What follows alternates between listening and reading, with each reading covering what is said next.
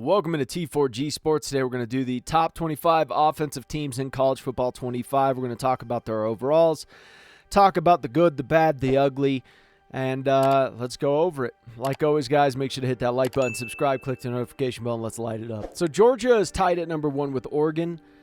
You know, I think you can make arguments for and against on this. I really do, and I'll provide you guys with my arguments on this, and you guys can do what you want with them. So if we look at last year's numbers for Georgia, they were 21st in rushing yards. They were 11th in passing yards. They were 4th overall in offense.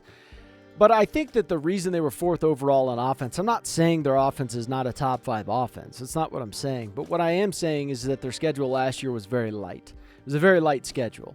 UT Martin, Ball State, South Carolina, UAB, Auburn. The first 5 weeks of their season last year were just not... They're not teams that you're really fearing a whole heck of a lot. I mean, Cal almost beat Auburn. But Auburn is up and down, so I'll give them that. Auburn can almost beat Alabama, almost beat Georgia, but then they'll lose to like a team like Cal, or almost lose to a team like Cal. So, there's that. Kentucky, I think, was way overrated. Vanderbilt, they're just never really good. Florida can't get out of their own way. Missouri was an actually good football team. Ole Miss is good if you're playing LSU, bad if you're playing Georgia, bad if you're playing Tulane, because they almost lost to Tulane, actually. They're very close to losing to Tulane. They brought it back and boosted the numbers way late in the game. It was way late in the game. So Ole Miss is kind of just like a hit or a miss. They're a good football team. They're a scary football team, but they're not a consistent football team. Tennessee, I'm not impressed with Tennessee. Georgia Tech, that's a rivalry game, completely different. And then you had Alabama. If you look at the season this year, much tougher. I mean, you got Clemson. Clemson's a team that could beat anyone. You got Tennessee Tech, Kentucky, Alabama. You got Alabama on the schedule. They also threw Texas on the schedule as well. Massachusetts and Tennessee Tech are their 2 weak ones. And you could argue about some of the other ones here, whether they're good teams or not, but that's not really what we're about right now. And then you got Georgia Tech. That's a rivalry game. And if you compare who they lost, I think losing Brock Bowers is going to make an impact on your team, because Brock Bowers, I know that Georgia has an incredible tight end pipeline. I understand that entirely. I get it. But you're not getting another Brock Bowers soon. A guy like Brock Bowers was just a rarity. And they really centered their offense around Brock Bowers because he was just that dangerous of a football player. So I think losing Brock Bowers is more significant than losing the offensive lineman, Ladd McConkey, the running back. It doesn't add up to Brock Bowers. And I think you're going to take a little bit of a hit on that. So, yes, you have Carson Beck. Yes, you have a very good team. Georgia reloads. Let's not mistake that. They reload with NFL talent. Okay, they don't just recruit, they reload. However, I do think with the new schedule, I think that losing Brock Bowers, I think it's going to be tough for them. I think they'll figure it out. I think they will, and I still think they're going to be a top 5 offense, at least top 5, top 10 offense, regardless of the numbers. I think that they're just that scary. They have a very good trench. Their trench hogs are fantastic. So, do I say that they're clear and decisive tied at number 1? No, but I still think that they're one of the best offenses in the country. So Oregon is the second one that is the clear, obvious number 1 to EA. I have a tough time believing that it's clear and obvious to me that they're number 1. I think that on paper they're fantastic. I really do. I think they're fantastic. Getting Dylan Gabriel and Dante Moore is exceptional. It's absolutely exceptional. You're getting quarterbacks that are so good, and you got 2 of them in the transfer portal, and that's nuts. Okay, and I think Dylan Gabriel is a great quarterback. I think he's a fantastic quarterback. The difference is you're going into new territories. And I think if you look at their team on how they were last year, I still think they need growing to do to really be established as the number 1 offense. Rushing yards last year, they were 30th. Okay, passing yards, they were 1st. I think their passing attack is still going to be great.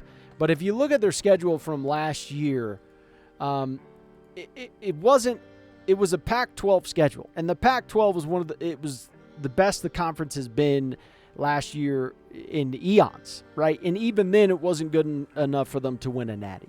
And I know Pac-12 fans, you don't like to hear that, but look, Pac-12 was just not necessarily I know you guys were a scary conference last year, but you weren't scaring the Big Ten and SEC.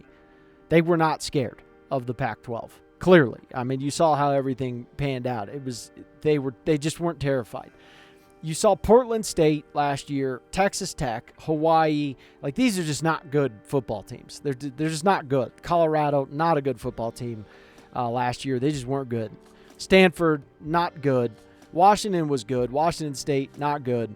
Not bad, but not good when you compare them to the actual big dogs. Utah, good football team.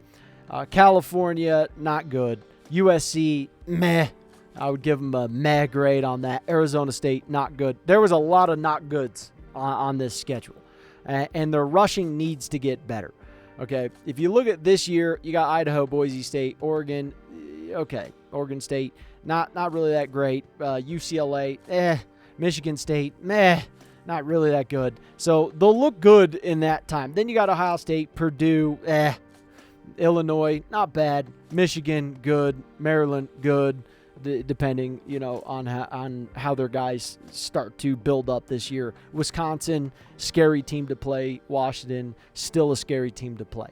So I think that their numbers will drop a little bit. I still think they have that firepower. I think you can argue, just like with Georgia, they're a top 5 offensive team. I think they need to do better in the run game. But I don't necessarily agree with EA to say that Georgia and Oregon are the clear and decisive number ones. I think they can be. Would it shock me if they were? No. But I think to say, well, adding Dylan Gabriel and him being your starting quarterback is guaranteed you're going to have a number 1 offense. And I take the stance that EA did. I don't know if I would take that stance.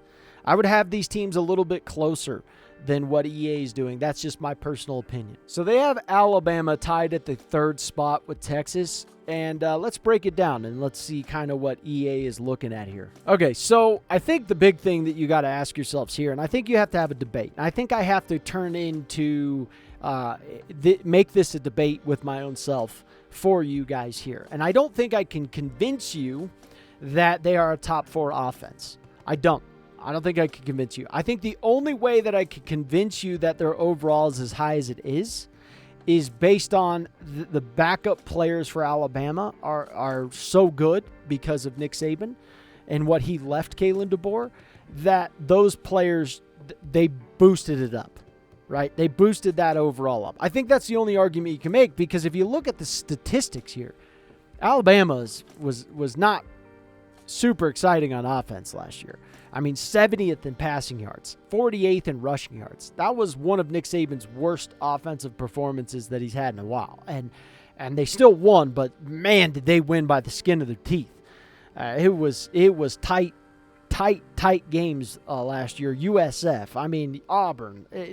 There was quite a few of them that you were like, wow, this was a very close and uncomfortable game for Alabama. The other argument I think you could make is that, and I don't think it's good for Alabama, I think that, yes, Kalen DeBoer is a solid offensive-minded coach. He's going to bring in a very solid system offensively, right? However, that's a new system for your players. And if you look at history and you look at how it goes in college football or even in the NFL, it's a little bit better in the NFL than it is in college, but it takes time for players to learn your system. Look at Ohio State and Jim Knowles, for example. Their defense was terrible before Jim Knowles got there, but they had a really good unit, right? Really good unit of players. NFL talent across the board on the defensive side of the ball, but they couldn't perform because their system sucked. They get Jim Knowles. Jim Knowles had to dummy down his defense. He said it himself. He had to dummy down his defense just to get the Ohio State football players to understand his system, to start to understand the system. After 2 years, they understood that system. And what'd you get? Well, now you have a top 3 to the number 1 defense in the country. They're excellent on defense, but it took them time. So even though you're getting Kalen DeBoer, I don't think that that's going to translate right away. I think that offensive coordinator and Kalen DeBoer, they're going to have to dummy down their system a little bit. Not saying that the players can't handle it, but that's just the way it works for every football team. That's not particularly just for Alabama. So I think looking over the numbers, looking over the situation that they're at, I don't think I could sell you guys on the fact that Alabama is a top 4 team. There's no argument. I don't think I could do that. The only argument I could make as to why their overall is so high is that their backup players are better than the average, and that boosted their numbers up based on EA's rating system. It boosted the numbers up and put them that high. That is the only argument I can make. And I think that's the only argument any rational football fan would actually consider. That's my opinion. So then we have Texas. I think that you can make more of an argument for Texas being up there than you can for Alabama. I think it goes really towards Quinn Ewers. I think the only true argument you could make is that Quinn Ewers is going into his final year of college football, and he is going to be at his best performance, and he's a pretty solid quarterback. I think that's your only argument. They have the same system, but they're going into new territory. They're going into SEC territory. Okay? They were 17th last year in passing yards, 25th in rushing yards. And if you look at who they were playing, I'm sorry, but the Big 12 is just not that good. Kansas State, they're okay. Okay? BYU. All right. Houston. You know what I'm saying? Kansas, not bad, but this is not SEC or Big Ten teams. Baylor, Wyoming, Rice, Iowa State, even TCU here, Texas Tech. These are not Oklahoma State. These are not Big Ten SEC teams. And so I would expect the numbers to drop this year. I think that that's a fair assessment that we all can agree on, that the numbers will drop offensively for Texas this year because they're going into the SEC, and it's going to be tougher. I don't think it's going to be easier for them. I don't think you can make that argument with a straight face. So I do think that they have a better argument than Alabama to be that high. However, I think you're really putting all of your argument into Quinn Ewers. I really do. I think that's your main argument. You should stick with that, and that's really it. I think they have more of an argument than Alabama, maybe. But then again, there could be a lot of arguing back and forth. All right, so here's where we'll start to move a little bit quicker through this, because some of this is just... here's what I've learned when just scoping over this. Here's what I've learned. They cannot grade these guys enough. They don't have the manpower to actually be able to grade all of these players. I don't think they do. I really don't. They can't even grade Madden correctly. They're not grading college football. There's so many players that you got to go over. But to say that Ohio State is the same overall on offense as Colorado is the biggest joke I've ever heard of in my life. That is a joke. The only player you would take from Colorado over Ohio State's football team offensively would be Shedeur Sanders. That's it. Because if there was millions of dollars on the line, like if someone posed the question to you and said, hey, there's millions of dollars on the line. You're either going to make the millions of dollars if you win the Natty or not make a single dollar if you don't, right? You had to pick one offense to go into the playoff with. Are you going to choose Ohio State's offense or CU's offense to go up against Alabama, Georgia, Penn State, Michigan, those type of teams? Who are you going to choose? There's no one who knows football who would even consider Colorado. That's laughable. You're telling me that their offensive line is to the same level as Ohio State's? No way. Freaking Deion Sanders wishes. He wishes he had the wide receiving crew at Ohio State. He wishes he had the offensive line, the running backs, Quinshon Judkins, Trey Henderson. I mean, it's absolutely laughable. It makes no sense at all to say Colorado is tied with them. That is insane. That's an insane notion. So what this tells me is this is bias. It's all bias because they can't grade them correctly because they don't have the manpower. That would be my takeaway from this. And even LSU is going to say, come on. Give me a break. We're tied with Miami, Colorado, and Missouri. Our offensive linemen are better than that. There's no way. Ohio State did statistically better. This is not an opinion, folks. Ohio State did statistically better on the offensive side of the ball against Michigan at Michigan than Washington, who won the Pac-12 and beat Oregon twice, did. They scored more. Ohio State scored more and allowed less by far than Washington did. And Washington beat Oregon twice. Okay? They did statistically better on the offensive side of the ball than Alabama did. And you're putting Alabama ahead. So there's direct competition, and Ohio State statistically won that. And Ohio State only got better this year on the offensive side of the ball because they added Quinshon Judkins. It's like, it doesn't make any sense. Ohio State also played a tougher schedule. I know some people don't want to hear that, but they played a tougher schedule than these top 4 teams. Texas did not play a tougher schedule. Just because you scheduled Alabama does not mean you played a tougher schedule as a whole. Baylor is still Baylor. You know what I'm saying? Like, that's the way it is. Ohio State's not playing mini Baylors. They're not playing Texas Tech. They're not playing those teams.